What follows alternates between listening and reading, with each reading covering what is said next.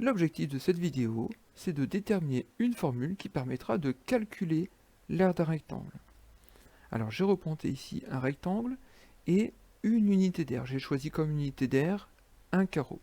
J'ai déjà commencé à disposer une unité d'aire dans mon rectangle dont je peux d'ailleurs modifier les dimensions. Tiens, voilà, je vais en prendre un petit peu plus grand. Et donc je vais vouloir recouvrir intégralement le rectangle avec des unités d'aire telles que celle-ci.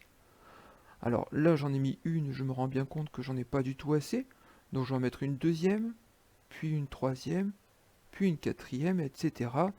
Et je me rends compte que je peux déjà mettre 8 unités d'air sur la première rangée. Bon, j'ai pas complètement recouvert le rectangle, donc je vais pouvoir ajouter, tiens, directement une deuxième rangée. Et donc j'ai 2 fois 8 unités d'air. Puis une troisième, puis une quatrième, et je me rends compte que j'ai entièrement recouvert le rectangle.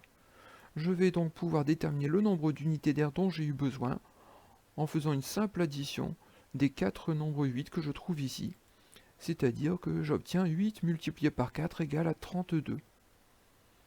Et bien en conclusion, on peut se rendre compte que pour déterminer l'aire d'une figure, il suffit de multiplier 8, c'est-à-dire la longueur de mon rectangle, ici il y a bien 8 cm de longueur, si un carreau représente 1 cm, donc je pourrais prendre cette longueur et je vais la multiplier par la largeur du rectangle, puisqu'ici j'ai utilisé 4 rangées qui correspondent à la largeur du rectangle.